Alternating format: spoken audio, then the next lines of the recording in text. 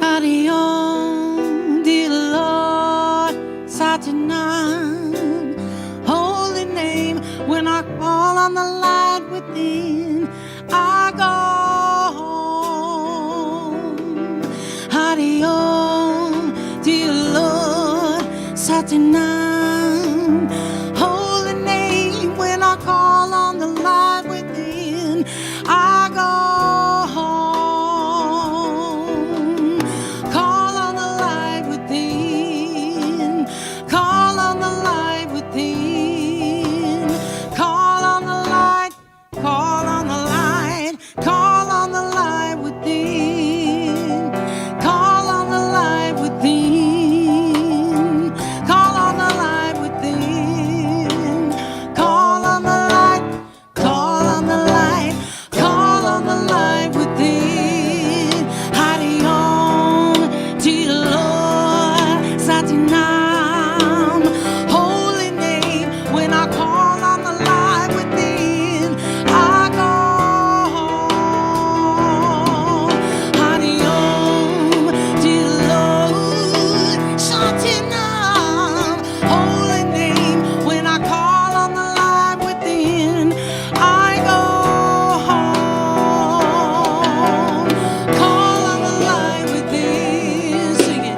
Call on the light within. Call on the light. Call on the light. Call on the light within. Sing it with me now. Call on the light within. Call on the light within. Call on the light. Call on the light. Call on the light within. Adios, dear Lord, Satinam, holy name. When I call on the light within, I go home. Here we go. Call on the light within. Call on the light within. Call on the light. Call on the light. Call on the light within. One more time. Call on the light within. Call on the light within. Call on the light. Call on the light. Call on the light within.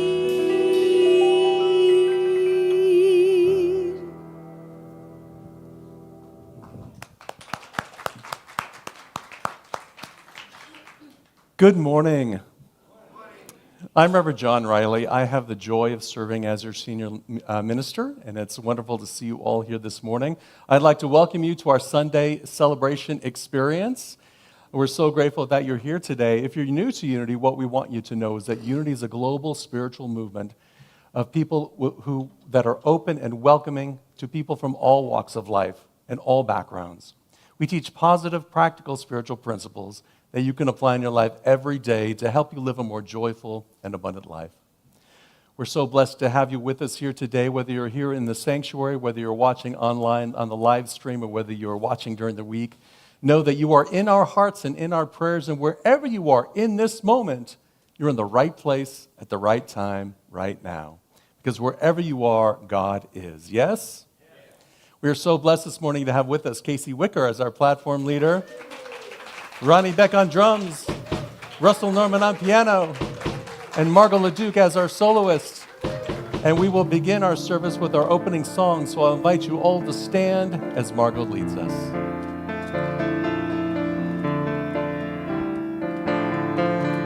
All right, here we go.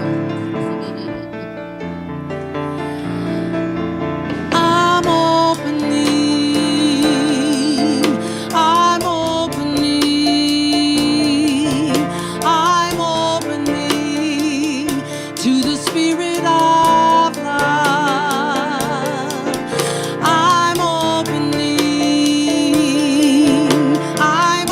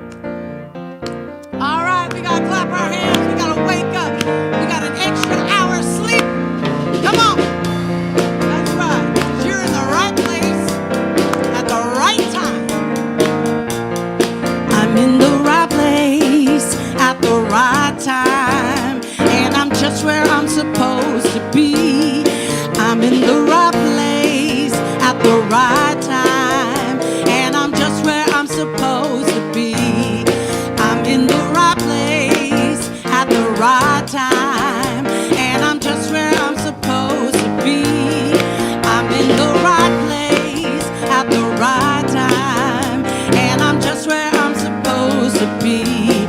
Oh, my soul is welcome here. Oh, my soul is welcome here. I am getting the message loud and clear. My soul is welcome here. Oh, my soul is welcome here. Oh, my soul is welcome here.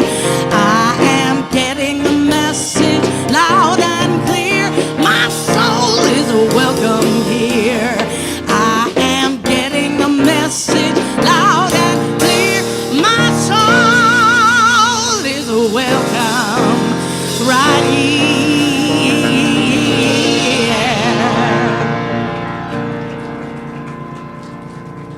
Boom. Thank you. Being here at the right time, the right place. Isn't that just like a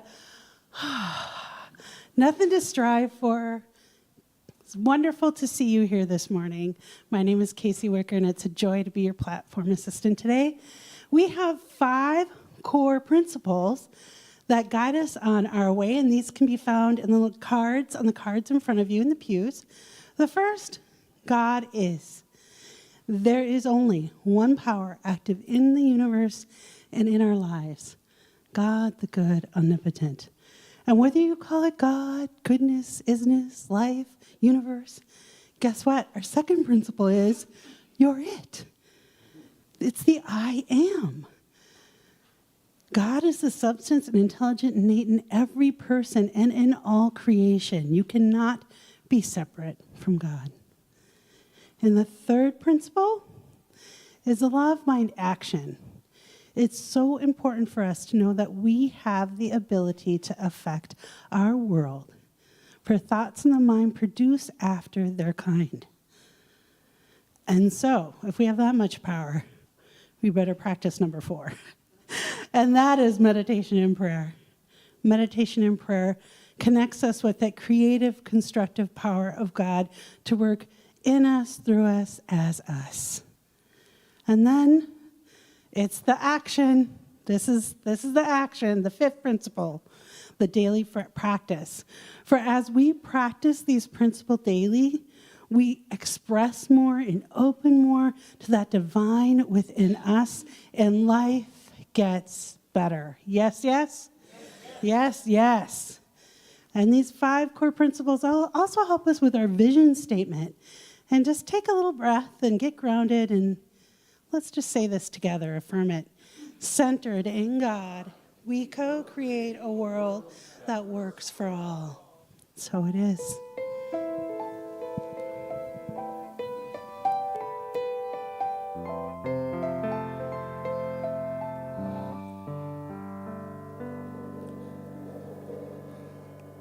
Lord, make me a house.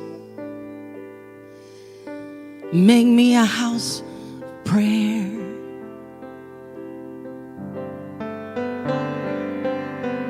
Lord, make me a house.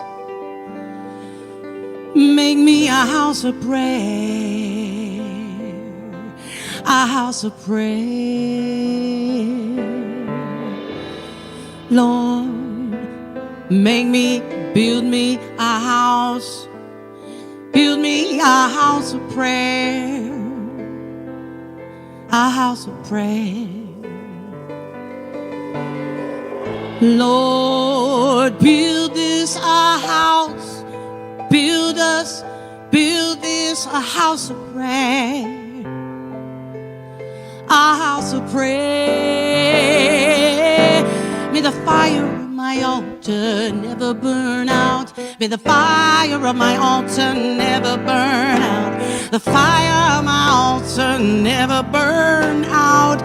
Build us a house of prayer. May the fire of my altar never burn out. May the fire of my altar never burn out. May the fire of my altar never burn out.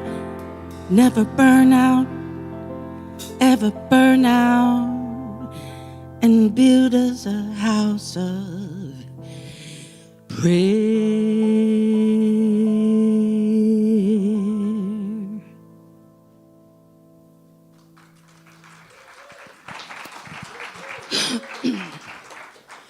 Today's daily word is seasons. And I'll read the affirmation first and then invite you to affirm it with me. Throughout the seasons of life, my Christ light shines brightly. Together, throughout the seasons of life, my Christ light shines brightly. When winter follows the autumn harvest and the sunlight grows weaker, what may resemble barren land is actually a time of rest, a preparation for a new cycle of seasons. The sun's light and warmth change in ways that perfectly suit each season. My life, like planet Earth, moves through seasons, the awakening of wonder in childhood, exciting and sometimes stormy growth during adolescence and early adulthood, the achievements of my middle years, and the fulfillment that maturity can bring. The Christ presence, the divine light within me, is an unfailing source of strength, understanding, and comfort in every season of life. From Genesis 1, verse 14, and God said, "Let there be lights in the dome of the sky to separate the day from night, and let them be for signs and for seasons and for days and for years."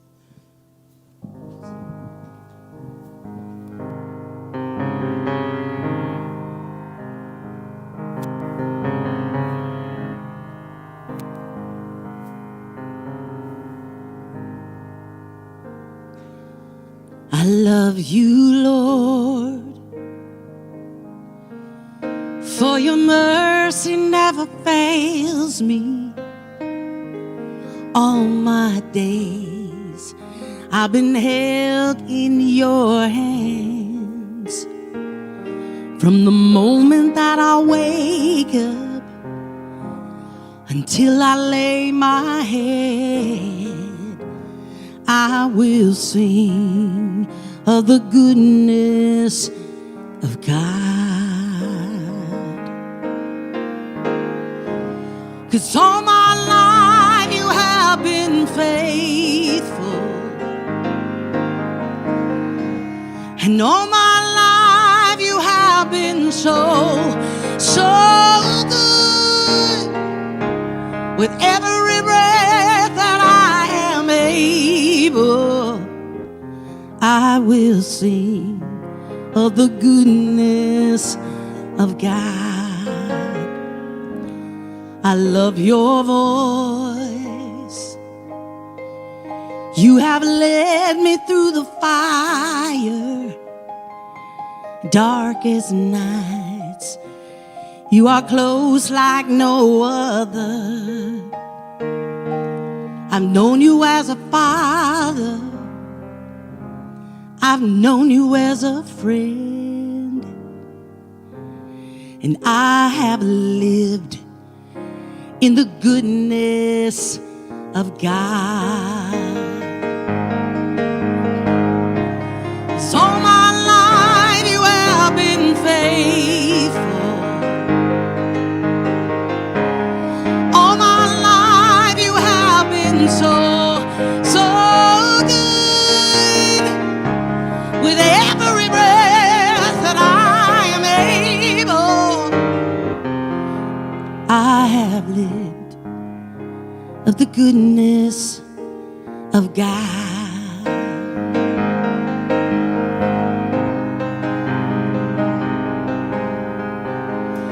Your goodness is running after, it's running after me. Your goodness is running after, it's running after me. With my life laid down, I surrender now. I give it all up to you, Lord. Oh yeah, your goodness is running after, it's running after me. Sing it with me. Your goodness is running after, it's running after me. Come on, your goodness is running after me. With my life laid down,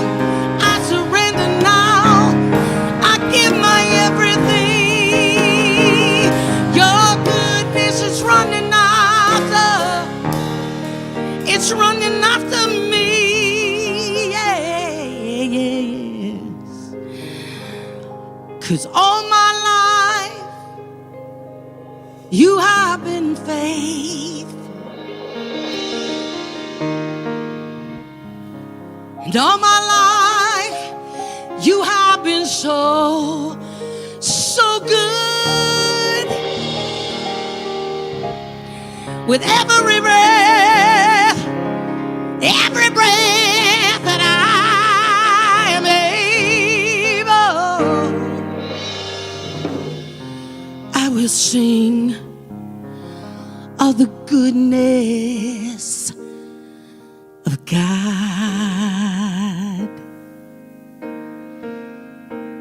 I will sing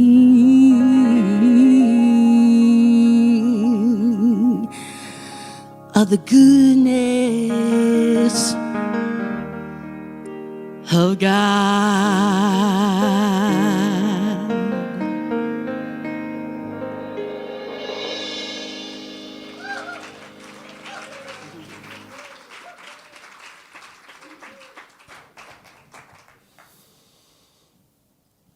Good morning, Unity Palo Alto. Can you feel that energy within you yet?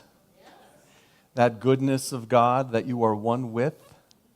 Whatever word you use, whatever your experience of the allness of life, love, and wisdom, whatever your experience of the universe, of isness, of divine mind, whatever your experience of God is, know that you are one with it. That divine principle is within you, that divine love, that divine energy, and that's what we are here discovering during our Fall Enrichment program. We have been working in these last few weeks on developing our prayer consciousness, developing an affirmative prayer consciousness where we are willing to explore a deeper understanding of this oneness, where we're willing to explore and express that innate, unchanging, ever available divinity within you. In Unity, we call that the Christ consciousness. You may call it the spark of divinity. You may call it your better self. But that essence that is within you, that is one with that ever-present loving energy we call God. So in this development of our prayer consciousness and learning about affirmative prayer, right about now, we've been at it for a few weeks now, and we've had some small groups that have been going strong with great response. And right about now is when we have the question is, why isn't it working? Anybody have that question? Anybody have a prayer or something that you're holding and it doesn't seem to be working the way, at least the way you want it to work? Well, we're at chapters 8 and 9 in the book, and these chapters are giving us some possibilities for why we are, why our prayers may not be working for ourselves, why our prayers may not be working for others, to look at it a little more closely to understand what those roadblocks might be for us. The first ones are, and I'm going to read just a few of them to you, but I think the ones that are pretty common. The first one is what they call outlining. That's where we're getting too specific. We're getting so specific about something that we want to have happen in our lives. We're praying for something. We are looking for something so specific that we lose touch of all of the good already in our life. We're so specific that we can't see the good that's coming to us. And so on the other end of the spectrum, there's a lack of specificity, where we may know a little bit about the principle, and it makes us feel good for a little bit, but then we're down low again. So when we're too specific, it's like a camera lens, right? That's zoomed in so closely that all I see is the pupil in Frank's eyeball. And I can't see the glory of Frank. I know. Isn't that a travesty? And we're praying for something, usually praying for something so specific in our lives that we are out overlooking all of the other good that's coming our way. Sometimes what happens is we get too specific. So, for example, we're praying for something out there. Like, in the book, they talk about praying for somebody wanting what was it? Oh, dang it. I forgot. It's a car. It should have been a McLaren. But they used a different car. Maybe it was a Lotus. I don't know. That's fine too. Should have been a burnt orange McLaren, right? We're praying so focused on getting something out there, when the realization is the thing isn't what we're looking for, really. Now, there's nothing wrong with a burnt orange McLaren or a Lotus or a Maserati. That's what it was. There's nothing wrong with those things. But when we put our sense of being in it, then we are disappointed. Then the thing loses its luster. And what we need to look at is not the thing itself, but what lies behind the thing that we're seeking. What lies back of it? So I don't really want a burnt orange McLaren. I've got like 3 of them now. There's one this big. There's one this big. I've got McLaren socks, a McLaren hat. Thank you, everyone, for giving me these gifts. I probably wouldn't be able to drive a burnt orange McLaren had I had one in my driveway. But what I want, perhaps, instead, is a feeling of freedom, a feeling of maybe significance. And behind the feeling of significance is the desire for connection, the desire for being meaningful, for life to be meaningful, the desire for, to matter in life. So if I pray for that, I'm going to have all kinds of things come up to me that give me that sense of freedom, that give me that sense of meaning in life, that allow me to lean into those divine attributes that are mine to share. But we get too specific. And on the other side of the spectrum, right, we're too vague, where there's nothing actionable. We have a great idea, but we can't put it into action. It's like a yo-yo. We feel good a little bit, and then we're down. We feel good a little bit, and then we're down. We feel good a little bit, but eventually we're going to be like that yo-yo, just spinning around in circles at the end of the string, because we're just being too specific, too vague. We're using platitudes rather than having something that has more specificity. So instead of the zooming in on Frank's iris, it's the fisheye view of the lens, right? Where you can't really make out anything. It looks pretty cool, but then we don't know where we're going. So the practice is really learning to fill in the blank, learning to adjust that lens so that it is something meaningful to you and what divine principle you're looking for that you can express into your life, and something that's actionable, something that you can do today, something that you can put into action. Because you know the saying, we pray and move our feet. We pray and move our feet. And that comes to the next roadblock, and that's magical thinking. That's magical thinking, where we think, oh, I just want a burnt orange McLaren. When I get home, it's going to be in my driveway. God's got this. This magical thinking. I love this quote that they have in the book. I'd like to read it to you. Magical thinking avoids growth and transformation. It wants to take the easy path. It can show up when our expectations are not aligned with our most authentic self. Just because we may pray to sing like Margot Leduc, it actually says that here, does not mean we will ever sing like Margot Leduc. The desire is not connected to who we truly are.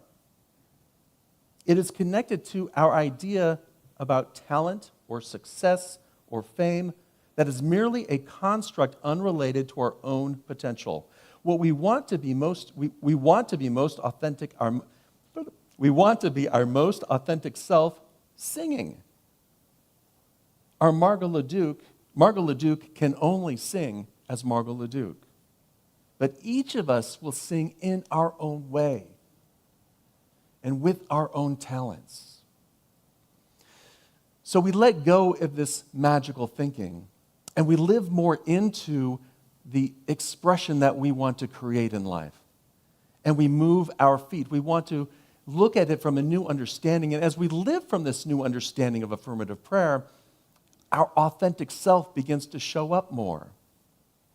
We begin to express and experience more love, more connection, more abundance, more health and wholeness. We start to see the world differently because our world changes as our perception changes. Another thing that trips us up is what we call our shadow beliefs. And this is, it could be the collective consciousness. You may have heard of it as that. the embedded beliefs and the programmings that we've had from our upbringing, those things that usually live under the surface. And the wonderful thing is, we use as the excuse of that, well, I'm only human. I'm only human, or it's my human side, sorry. For my evil twins, my shadow twin Skippy. That shadow belief is preventing us from living into our full potential. And on the other end of the spectrum, we run into this energy hump, they call it. When we are in the flow of affirmative prayer and we're ideating and we're bringing it to consciousness, but then we stall out when it comes to manifesting it. We stall out when it comes to moving our feet. We stall out because we just don't really want to do it. Or there's something that lies behind it, like fear, like uncertainty, like doubt. Now, we all have those things, and there's nothing wrong with those things. Fear is, you've heard me say before, fear is my friend. For fear is either going to tell me I'm in danger, or fear is going to show me where I need healing, where I can adjust my own thinking through affirmative prayer to align myself with where I want to be. In our small group class, Eric Armstrong had a brilliant, I think, just really insightful inspiration. And he said he discovered the affirmative prayer process is the antidote to the self-fulfilling prophecy. Yeah, isn't that good? Want me to say that again? The affirmative prayer process is the antidote to our self-fulfilling prophecy. That self-fulfilling prophecy that is driven by those underlying shadow beliefs of I'm not good enough, I'm not worthy, I'm the scourge of the earth. All of those beliefs that we have grown up with are driving these behaviors. And affirmative prayer, he discovered this before we even got to this chapter. Good job on you. Good on you, Eric.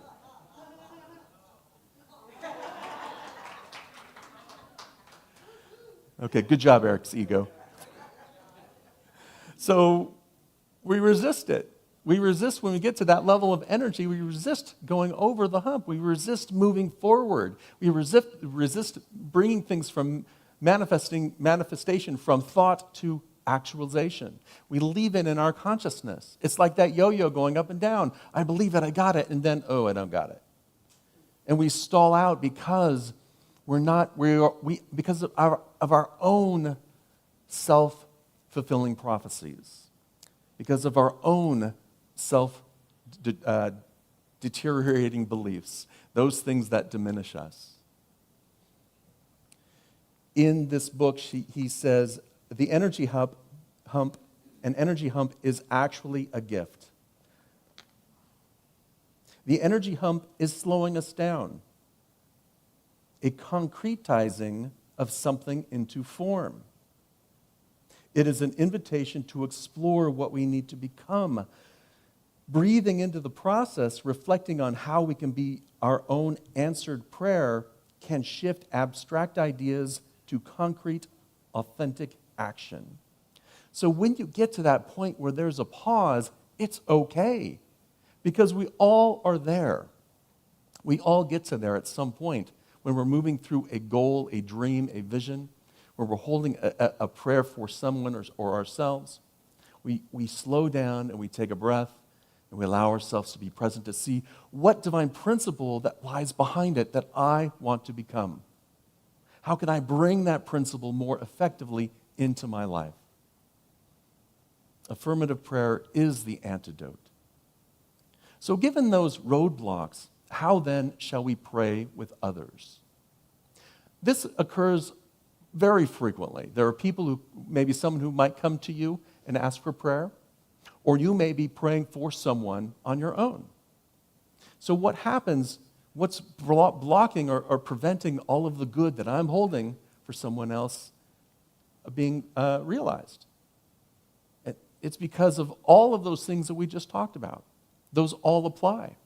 It could be that we are praying for them rather than praying with them. Now, in affirmative prayer, we are realizing the truth about their divinity. So in our consciousness, we are holding that idea that I am consciousness for them. We are realizing the truth that they are love, They are wisdom. They are courage and strength and authenticity. They are those things. Whether you experience that or not, we're holding on to that truth principle that is the divine center within them. The purpose of affirmative prayer, remember, is to shift consciousness leading to empowerment. And so when we are praying with someone face to face, our goal is to hold them in that, to be that container for them, even when they can't, so that they can feel more empowered and move forward. We're not praying for them, we're allowing them to have their own inner experience of transformation. I've tried to transform you all, it hasn't worked yet. Not according to my blueprint. We're not dictating how others should be. We're not deciding for them what they should do. We're simply holding the principle that lies back of their request. So the same traps apply. We may be praying, we may find ourselves praying for their McLaren. We may be finding ourselves praying with platitudes that don't really mean anything, that aren't actionable. So can we hold for them that same focal length of knowing their divinity within them and seeing that and expressing that and letting them hear that and letting them take it on? Another roadblock might be trying to fix them. Anybody want to fix anybody? Yeah, we try to fix them. We try to fix them, and our fixing comes from our ego, comes from our human ego, because our human ego thinks that we are right. Our human ego thinks that, I'm going to be the hero. Our human ego wants to be the center of attention. So that all of those things kind of play into this idea of fixing someone else. But the only person that can fix us is us. As we lean into that energy of spirit, as we allow that principle of God to flow in through and as us, as we step into that divine essence. And so we're trying to fix them from our ego. At best, we are facilitators. We're here to hold the space, to hold sacred space with them, to know within us, to align ourselves with that divine love so that we can be loving and kind and compassionate and understanding with them, so that we can hold them in that presence. Another trap for us is to fall into their story. Now, this is what we do at the water cooler, right? We call it gossip, we call it rumor milling, we call it triangulation, where someone has a story and we buy into it. Someone has a story and we actually start fueling their story, giving them more fuel to be angry and frustrated and scared, giving them more fuel for uncertainty and doubt. Our goal here is to hold that space of peace and confidence and clarity, and to allow that and to listen for, and to listen for what lies behind their request or their story. It's similar to when you are praying with somebody who's praying for somebody else. When we're listening for not only what's happening with someone else, but what's happening with the person in front of us. For example, someone came up to me and said, would you pray for my brother who's going through a life or death situation in a surgery? Would you pray for him? So first off, how would you think that person feels? Horrible, scared, maybe uncertain, certainly sad, all of these feelings. And so we hold first that container for them. It's okay to feel those things. And in those feelings, we know that divine love is flowing through you, holding you, comforting you, helping you move through this with ease and grace. And we affirm God is divine love, yes? So God is divine love, and so divine love is active in your brother, active in all of the people who are caring for them, active for the whole process. Divine love is doing its perfect work. Holding simply knowing divine love is active. We're not praying for an outcome like a burnt orange McLaren. What we're holding for, well, you can. It just may take a little bit longer. That's all right. We're holding for love and energy and healing and health and wholeness, for that experience in consciousness. Because remember, what we're doing is we're changing our consciousness to change how we see and experience and live in the world. We're changing our consciousness so we can be in those situations and know God is, even in the worst of times. To know that that love is present within me and I can live and move and have my being in that love even in our times of grief. And so it's anchoring us in that experience of oneness amidst all of our stresses and struggles, because stuff happens. So the key again is to look for what is the divine attribute that I need to be present to this, to hold sacred space so that I can move through it with ease and grace and joy in my heart. So I can be present to the pain and suffering. And so I can move through it without it diminishing me or without it driving me into the ground or lifting me up if I'm on the ground. That's the power of affirmative prayer. And I think the greatest gift that we have is to see one another with spiritual eyes, to see each other with that divine essence of love. Not the idea that, oh, you're the buyer, or you're the photographer, or you're the pain. Oh no, sorry, that's no one here. That's someone over there. Right? But to see them as that divine light that's set on the hill that cannot be hidden. For we're here to shine that light so that all can see. So let's take a nice deep breath and apply this today. We are in the final week of a very stressful time. There's an election coming in 2 days. And in our collective consciousness, here in the Bay Area, in the country, in the world, there is a collective consciousness of anxiety. We're in the phase where it's all about emotion. Just before you vote, the idea here is let's make an emotional reaction. So can we be present to our emotions? Can we be present to the anxiety and know that you can release it and ground ourselves in that divine principle that we need? It doesn't matter what side of the aisle you're on. It doesn't matter what issues are important to you or not. This anxiety, this fear, this uncertainty, and this doubt is here. So I have to ask myself, what am I praying for? Am I praying for someone to change, my sisters or brothers or neighbors or some candidate? Am I praying for a specific outcome? Now, I've tried this, and so far the 49ers have not done well. The only time they've done well is when I forgot there was a game on. I just got to stop praying in that fashion, right? Because their win isn't what I need. It's connection, it's joy, it's enthusiasm, and I can experience that regardless of what happens on the field. Am I falling into the stories that are circulating around me, around what might happen, around what life will be like? Am I feeding into those stories? Am I praying to change someone else with my own ego, my own manipulation, my own inner tyrant?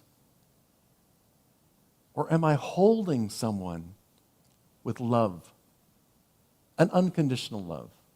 Am I holding myself with understanding, the power of understanding, the power of faith that allows me, that says I can move through this regardless of what happens? The power of courage that allows me to say I have an authentic voice that I will speak and use and express throughout this experience. Because in 2 days, it's not over. Life still goes on. Did you notice?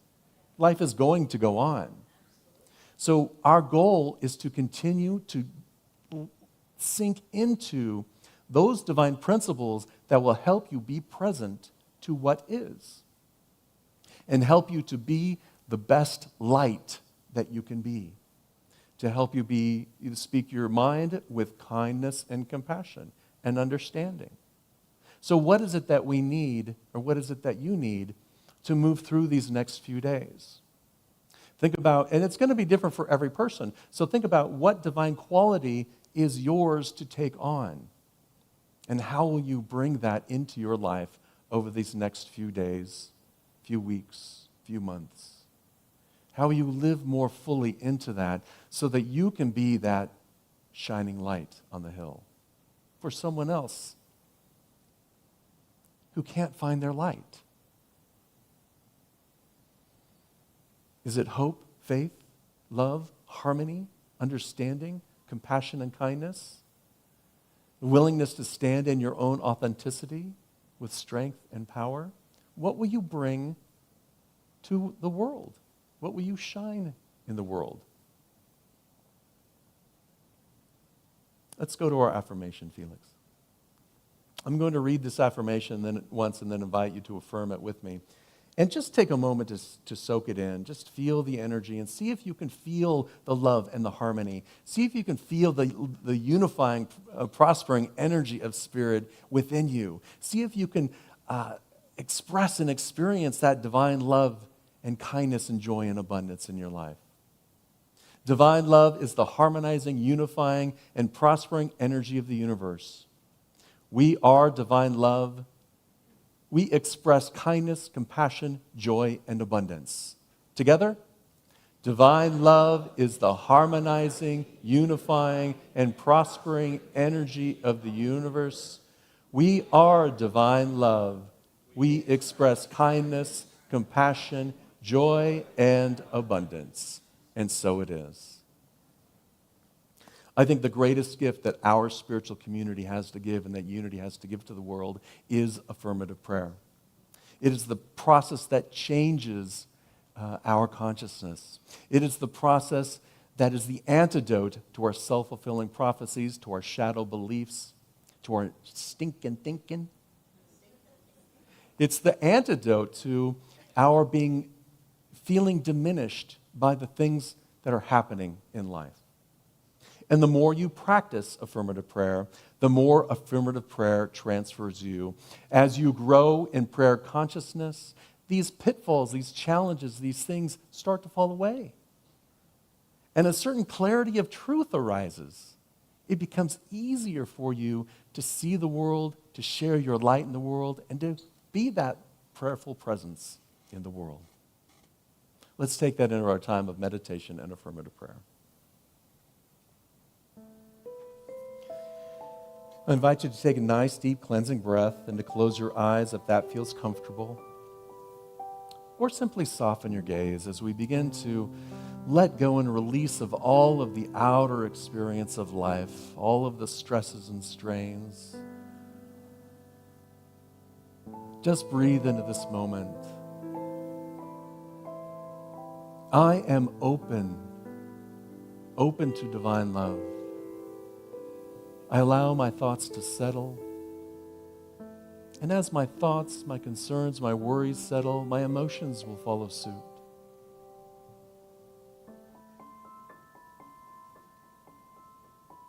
I breathe into this present moment and I am relaxed, mind, body, and presence. I am open, willing, ready.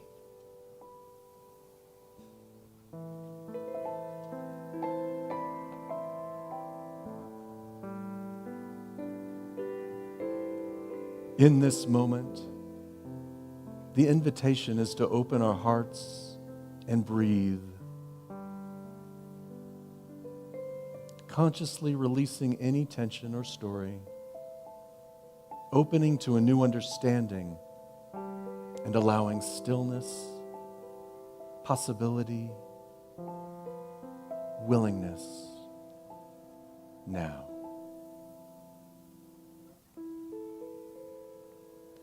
I recognize divine love is present in this very moment. The harmonizing, healing power of the universe strengthens, connects, and unites us all.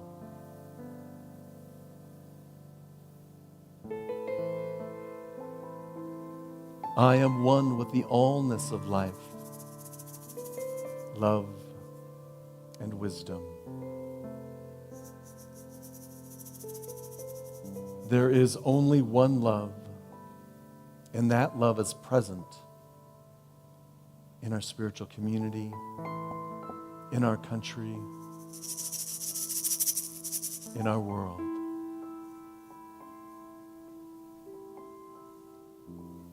I know that I can trust that love, the love that I am. I know that I am empowered with life, love, and wisdom. I know that divine love is active in our spiritual community, in our country, in our world, and in me.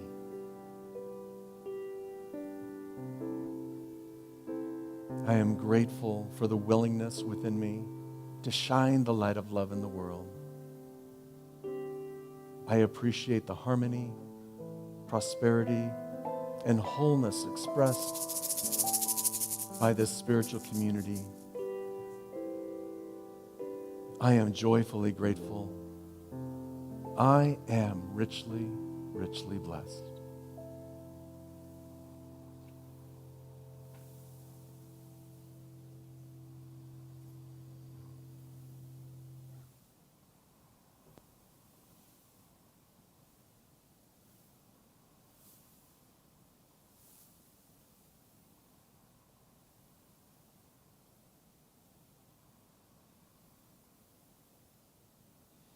I am one with the infinite flow of life, love, and wisdom. This love lifts me up, guides me every moment of the day, and allows me to move through life with ease and grace. For this truth, I am joyfully grateful. For this truth, I am richly, richly blessed. And with that love in our heart, let us celebrate by singing the Alleluia.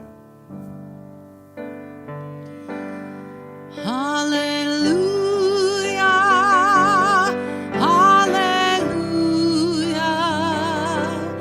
hallelujah, hallelujah, hallelujah,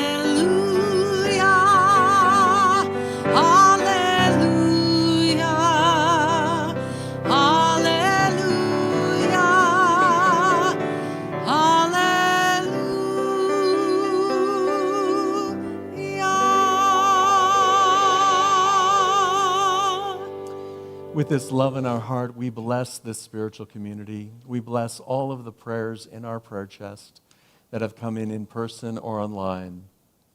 We have a special prayer request today, a prayer request honoring John Henry Borgie. John is the husband of our dear friend and neighbor and longtime member, Catherine Athens. And so we hold Catherine and John and her family in our hearts and prayers. John made his transition a year ago. And on this year anniversary, we want to honor and hold this family, knowing that divine love is doing its perfect work. John lived a colorful life. He was a pillar here at Unity Palo Alto for many years and instrumental in creating this structure that we call Unity Palo Alto today. We're so blessed by his presence, by Catherine's presence. And so we hold and know that in the midst of sorrow, there is love. And in the midst of unfolding, there is peace. If there's somebody who you hold in prayer, I invite you to say their name out loud now or bring their name to mind. And in this moment, we affirm divine love is doing its perfect work in each situation. Divine wisdom is present. Divine intelligence and inspiration is being expressed in every situation. For we know that wherever we are, God is. And so it is. Amen. And with a nice, deep, cleansing breath, I invite you to return your attention to this time and this space. as we hold each other in this love, knowing that we are here to be that light in the world. Unity Palo Alto is here to help you discover that spiritual magnificence and shine your light brightly in the world. And we are here because of our generous donations to this spiritual community. We are a self-sustaining spiritual community. And if you'd like to support us, there are many ways in which you can give to Unity Palo Alto. And if you're here in the sanctuary, you can give a gift by placing a donation in the silver box in the front or the back that says Love Offering. You can make a donation online. You can do many things and support us with your time, your talent, your energy and enthusiasm, your affirmative prayers as we hold this community in our hearts with love.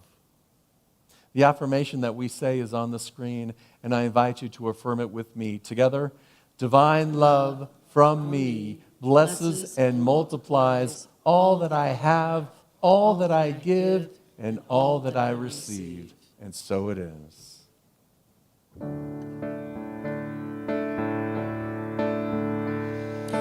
There's no space that His love can reach. There's no place where we can't find peace. There's no end to amazing grace. Take me in with your arms spread wide. Take me in like an orphan child. Never let go, never leave my side. I am holding on to you. I am holding on to you. In the middle of the storm, I am holding on. I am. Sing it with me, come on. I am holding on to you. I am holding on to you. In the middle of the storm, I am holding on. I am. There's no space that His love can't reach, and there's no place where we can't find peace. And there's no end to amazing grace. Take me in with your arms spread wide. Take me in like an orphan child. Never let go, never leave my side. I am holding on to you. I am holding on to you. In the middle of the storm, I am holding on. I am, I am, I am, I am, I am, I am holding on to you. I am holding on. In the middle of the storm, I am holding on. I am. In the middle of the storm, I am holding on. Yes, I am.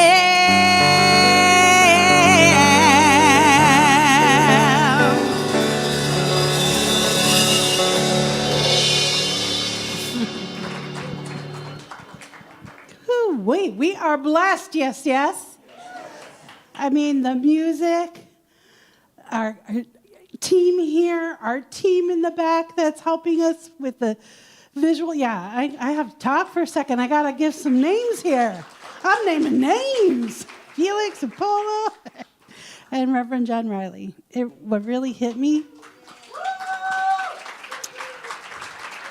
that reminder of what a gift affirmative prayer is, and to have a leader to teach us, to express it, to live it, to work through it. You really show the way. So I want to say thank you for that. And then there's all y'all. Yeah, we are the ones that get to show the light for each other. Yes, yes? So let's stand and bless each other. Let's face the center aisle and know that that love coming from you is coming right back. So together we say, I love you, I bless you. I appreciate you. And I behold the light in you. And so it is. And if we have any birthday peeps in November, you can stay standing, and I'm going to holla at Polo. Come on, Polo. Come on. You got to show your face. Oh, he's like in the box. Okay. Happy birthday to you. Happy birthday to you. Happy birthday, you're wonderful. Happy birthday to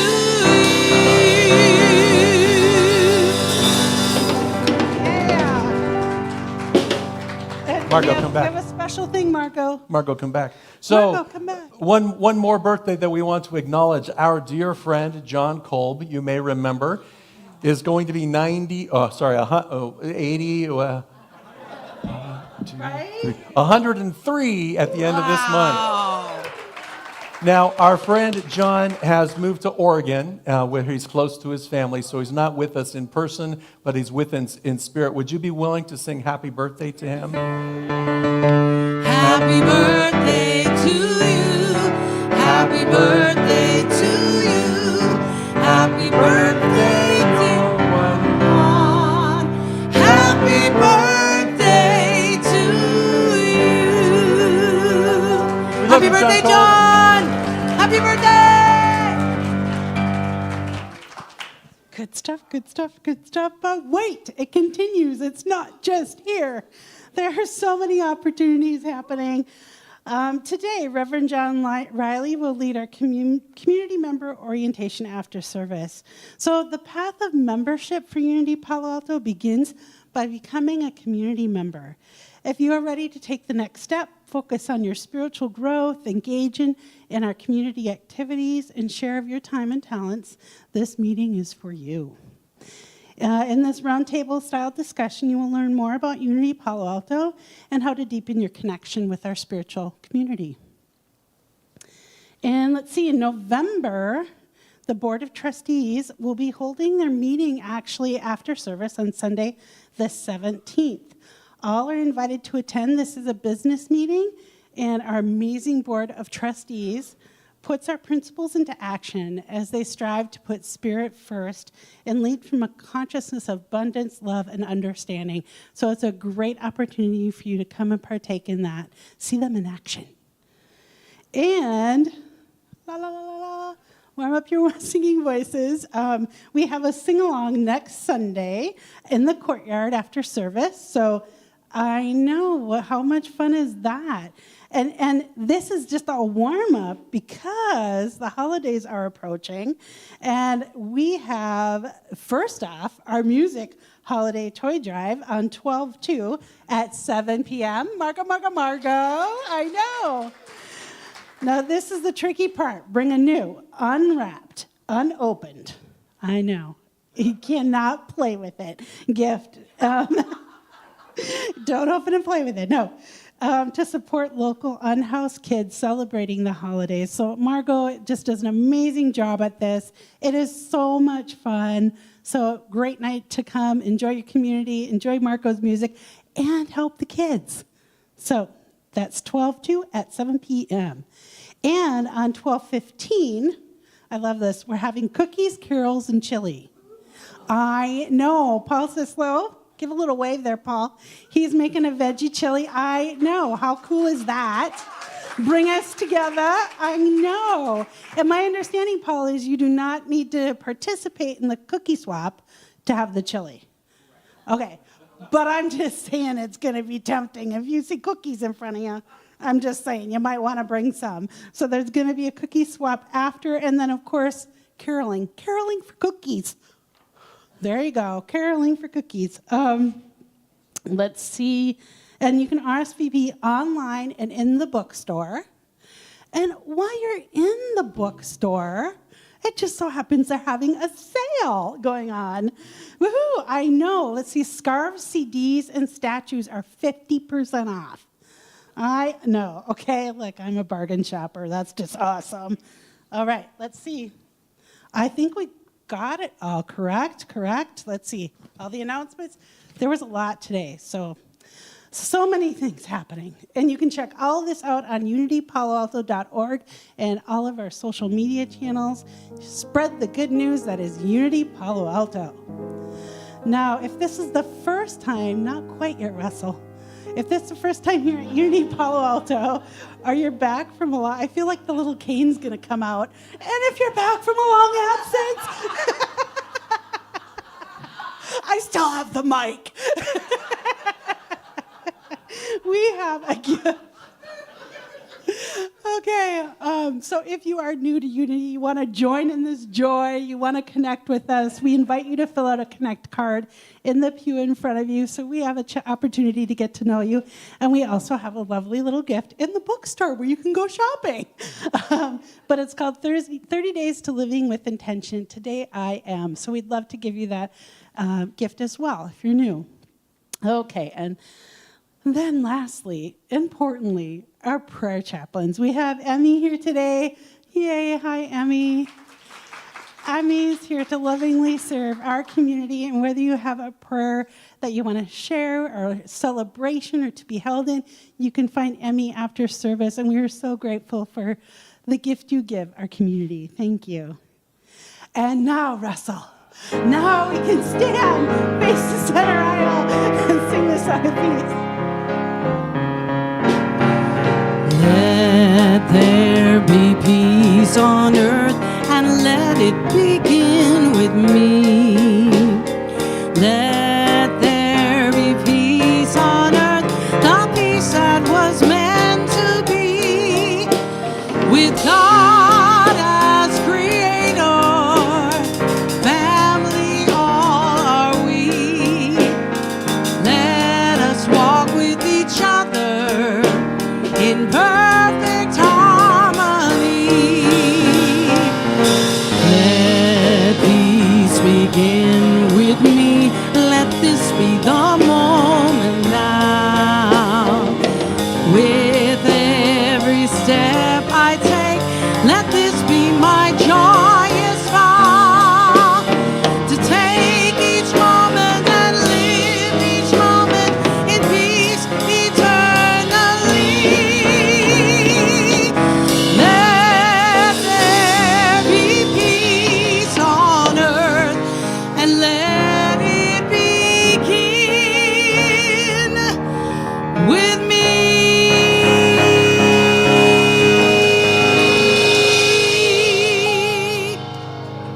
And now our prayer for protection. Together, the light of God surrounds us, the love of God enfolds us, the power of God protects us, the presence of God watches over us. Wherever we are, God is, and all is well. Love and blessings, everyone. Have a wonderful week.